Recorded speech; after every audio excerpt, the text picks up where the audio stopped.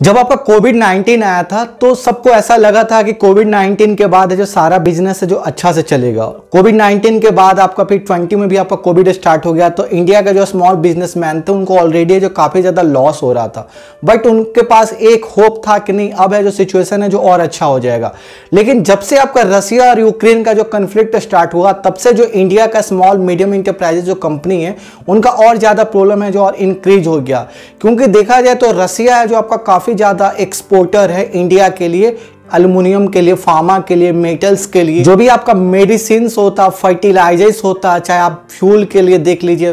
Plastics के लिए देख लीजिए, स्टील के लिए देख लीजिए, तो रसिया जो एक्सपोर्टर है आपका इंडिया का। अगर मैं रसिया और इंडिया का रिलेशनशिप बताता हूं तो पिछले देखा जाए तो 25 साल से भी ज़्यादा का एक अच्छा सा ट्रेड रिलेशनशिप है। और अभी जो आपका सिचुएशन चल रहा है रसिया और यूक्रेन में, इसमें सबसे ज़्यादा जो प्रॉब्लम हो रहा है वो इंडिया का हो रहा, क्योंकि जब से आपका रसिया यूक्रेन का जो आपका कन्फ्लिक्ट स्टार्ट हुआ तब से जो इंडिया का जो सप्लाई चेन है वो भी ज़्यादा डिसरप्ट हो गया। क्योंकि इंडिया का ज़्यादातर जो प्रोडक्ट है जो रसिया से आता है या तो वो सी से आता है, नहीं तो एयर स्पेस से आता है। लेकिन जब से आपका रसिया और यूक्रेन में कन्फ्लिक्ट स्टार्ट हुआ तब से है जो आपका काफ़ी ज़्यादा जो आपको यूरोपियन कंट्री चाहे वेस्टर्न कंट्री है वो ऑलरेडी जो रसिया पर सैंक्शन कर दी है। इसके वजह से है जो आपका एयर स्पेस में भी काफ़ी ज़्यादा प्रॉब्लम है, और इसके वजह से इंडिया में आपका सप्लाई चेन जो आपका बना हुआ था पिछले 20 से 25 साल से वो और ज़्यादा खराब हो रहा, और इसके वजह से जो इंडिया का स्मॉल बिजनेसमैन है उनको और ज़्यादा लॉस हो रहा। क्योंकि अभी ये रसिया और यूक्रेन का सिचुएशन कब तक कंप्लीट होगा ये किसी को नहीं पता है, क्योंकि एवरी डे आप देख रहे हैं तो आपका रसिया और यूक्रेन का जो सिचुएशन और ज़्यादा खराब ही होते जा रहा है। यहाँ तक कि आपका इंडियन गवर्नमेंट भी कंसर्न शो कर रहे हैं, क्योंकि जब से आपका रसिया यूक्रेन का कन्फ्लिक्ट स्टार्ट हुआ तब से आपका textile, pharma industry, fertilisers industry, चाहे आप फ्यूल इंडस्ट्री देख लीजिए, इंडिया में काफ़ी ज़्यादा इम्पैक्ट हुआ। आप जो न्यूज़पेपर में भी या टीवी का न्यूज़ में भी आप देख रहे हो कि इंडिया में जो आपका पेट्रोल और डीजल प्राइसेस है उसका जो प्राइस है जो और ज़्यादा इंक्रीज हो गया, क्योंकि रसिया है जो आपका मेजर एक्सपोर्टर है फ्यूल का in all over the world. अगर मैं रसिया का बात करता हूं तो पूरे वर्ल्ड में 4th नंबर पे रसिया है, वो आपका नेचुरल गैस के लिए, पेट्रोलियम के लिए। देख रहा हूं कि इंडिया में आपका फ्यूल प्राइसेस है जो और ज्यादा इंक्रीज हुआ है, क्योंकि रसिया जो मेजर एक्सपोर्टर है फ्यूल का, और इंडिया का ज्यादातर जो आपका फ्यूल वो आता है वो रसिया से ही आता, और इसके वजह से जो आपका फ्यूल प्राइसेस है जो इंडिया में और ज्यादा इंक्रीज। और ये जब से आपका रसिया यूक्रेन का कन्फ्लिक्ट हुआ तब से आपका रूपी का वैल्यू भी आप देख रहे हैं तो वो आपका कम हो गया। पहले क्या था कि $1 में आपका जो रूपी था वो आपका 76 रुपीज था। अभी देखा जाए तो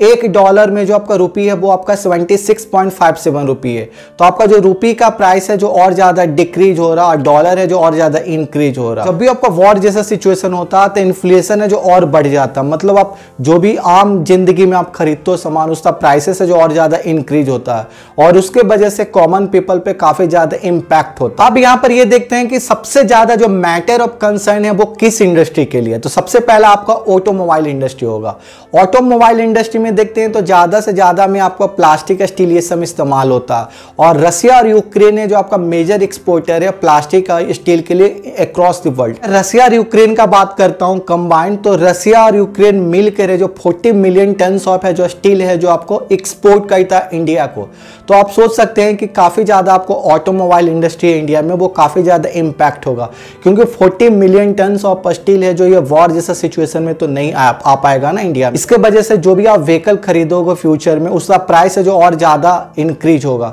क्योंकि जब भी है जो ऑटोमोबाइल इंडस्ट्री का जो सामान अभी स्टील वो खरीद रहे हैं आप कम प्राइस में, उनको इन्फ्लेशन में और ज़्यादा प्राइस में उनको खरीदना पड़ेगा। तो जाहिर सी बात है कि कस्टमर को भी है जो प्राइस ज़्यादा पे करना पड़ेगा जब आप व्हीकल खरीदोगे। और दूसरा जो इंडस्ट्री है वो इम्पैक्ट होगा वो आपका टेक्सटाइल इंडस्ट्री, क्योंकि रसिया जो आपका मेजर एक्सपोर्टर है टेक्सटाइल इंडस्ट्री के लिए, और रसिया का ज़्यादातर जो आपका टेक्सटाइल है वो आपका इंडिया में एक्सपोर्ट करती है। तो इसके वजह से क्या होगा कि आपका टेक्सटाइल इंडस्ट्री में भी जो काफ़ी ज़्यादा इम्पैक्ट होगा ये जब से आपका रसिया यूक्रेन का सिचुएशन हुआ है, और इसके वजह से है कि आप जो भी आपका क्लोथ्स खरीदोगे उसका प्राइस है जो और ज्यादा इंक्रीज हो जाए। आप जैसा कि देख पा रहे हो कि मैं हर बार में यही बोल रहा हूं कि प्राइस ज्यादा इंक्रीज होगा। प्राइस तब बढ़ता है ना जब आपका डिमांड है जो ज्यादा हो जाता हो और सप्लाई है जो कम रहता है। तो सप्लाई ऑलरेडी कम रहेगा, डिमांड ज़्यादा रहेगा, तो जाहिर सी बात है कि आपका प्राइस इंक्रीज होगा और कस्टमर को प्राइस ज़्यादा पे करना पड़ेगा अगर वो आप सामान खरीदते हो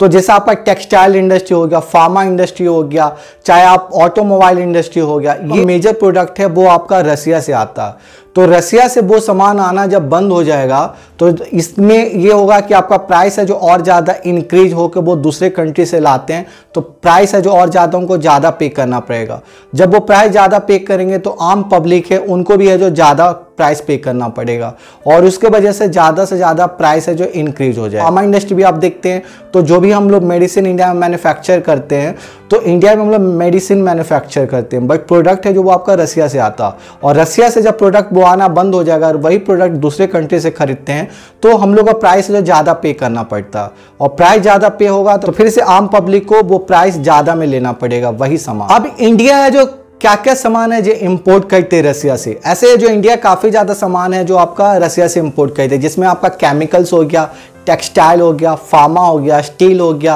आपका ऑटो पार्ट्स हो गया, फर्टिलाइजर हो गया, मेटल्स हो गया, ये सारे प्रोडक्ट है जो आपका ज़्यादा से ज़्यादा इंपोर्ट करती है इंडिया रसिया से। तो ये सारे जो इंडस्ट्री है ये काफ़ी ज़्यादा इम्पैक्ट होंगे। अगर एक ऑफिशियल डेटा का मानते हैं तो रसिया और इंडिया का जो आपका ट्रेड रिलेशन है 2021 में 7.9 बिलियन डॉलर का था, जिसमें कि 3.3 बिलियन डॉलर है जो आपका इंडिया जो एक्सपोर्ट किया प्रोडक्ट रसिया को, और 8.6 बिलियन डॉलर का प्रोडक्ट है जो इंडिया इंपोर्ट किया रसिया से। तो आप देख सकते हैं कि सिर्फ 2021 में 11.9 बिलियन डॉलर का ट्रेड रिलेशन है आपका रसिया और इंडिया में, और ये सबसे ज़्यादा इम्पैक्ट होगा ये आपका वॉर जैसा सिचुएशन में। अगर हम यहाँ पर इंडियन स्टॉक मार्केट का बात करते हैं तो वो भी काफ़ी ज़्यादा इम्पैक्ट हुआ रसिया यूक्रेन का कन्फ्लिक्ट से। यहाँ तक कि आपका जो मोस्ट अवेटेड आईपीओ है LIC आईपीओ, जिसको ऐसा माना जा रहा है कि वो आपका सबसे ज़्यादा है जो पब्लिक ऑफरिंग करने वाला कंपनी बन जाएगा इंडियन मार्केट में, वो भी अभी आपका होल्ड पर है, क्योंकि अभी है जो आपका जो सिचुएशन चल रहा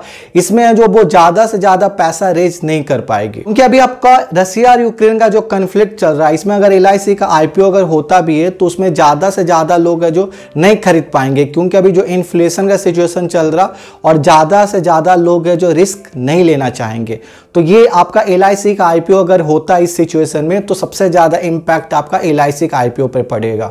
ऐसे आपका क्या ओपिनियन है इस वीडियो के रिगार्डिंग, आप कमेंट बॉक्स में मुझे बता सकते हो। और हाँ, अगर आप इस चैनल पर नए आए हो तो आप मुझे लाइक या सब्सक्राइब करके सपोर्ट कर सकते हो। Thank you so much for watching this video.